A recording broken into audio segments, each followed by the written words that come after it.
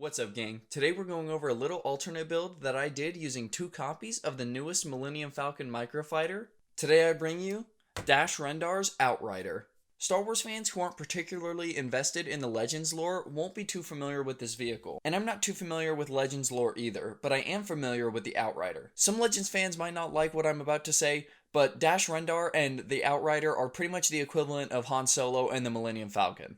They have a few similarities, but the main one we're highlighting in this video is his YT series ship. I believe the Falcon is a YT 1300 and the Outrider is a YT 2400. We'll go ahead and go over everything I've done here, but before we do, I have 2 quick things to say. If you'd like to skip to the build, I have chapters included down below. This week is actually going to be a double upload week, so we're going to have another video on Thursday at the exact same time. And it ties into this microfighter video that I'm making on Tuesday. Because this is such a small build and I presume it's going to be a short video, I didn't quite think it was sustainable enough for the whole week, so I've decided to make 2 videos since they coincide with one another. And the next thing is, I bought another copy of the Slave 1, and I want to make an alternate build using just 1 copy, but I do have my other one just in case I want to do another 2-copy video. But I've got to admit, I'm struggling hard on what I want to turn this set into. I haven't had any solid good ideas that I've wanted to go with and continue rolling with. So I want your guys' suggestions down in the comments below of what you'd like me to turn the Slave 1 into.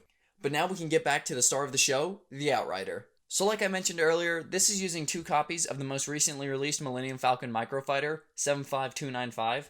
I'm not a big microfighter guy, but I was familiar with the pieces of this specific microfighter, and I knew if I had 2 copies, I could turn it into the Outrider somehow. So we'll go ahead and start with the cockpit area. The real cockpit on the Outrider is inside this piece here, but because this is a microfighter and I wanted to retain the playability, I went ahead and put the seat just a little bit further behind that. And outside the cockpit, you can see I just have a little bit of greebling going there. But at the back of this, we have that cockpit piece turned upside down so you can't see the windscreen, and it's just a little bit of a cap on the end.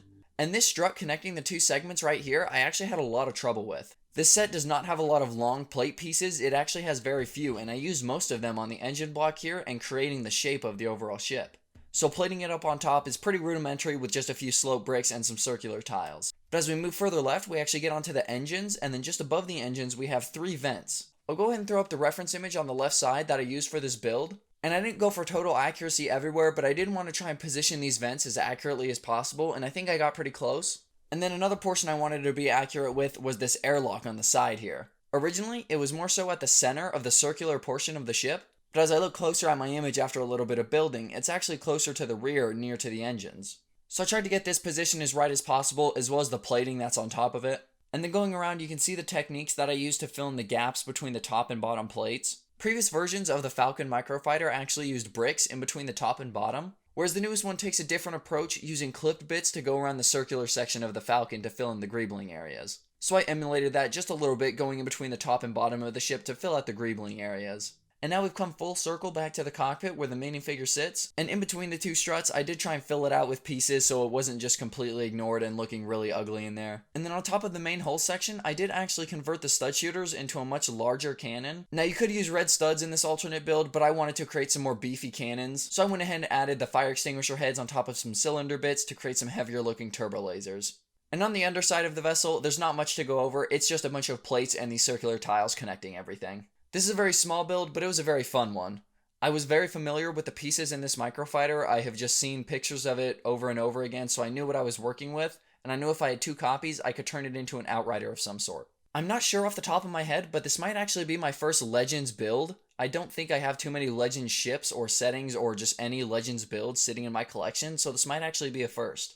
Like I said earlier, I expect this video to be a little short, so I will have an upload on Thursday that coincides with this one. So make sure you're subscribed so you can see that. So I hope you guys enjoy this build. As always, I appreciate suggestions and any comments that you leave down below. And like I mentioned in the beginning, I would love some suggestions on what you want me to turn a Slave 1 into. I've been having some trouble creating some ideas for that. But I hope you guys enjoyed this video, and I'll see you guys next time.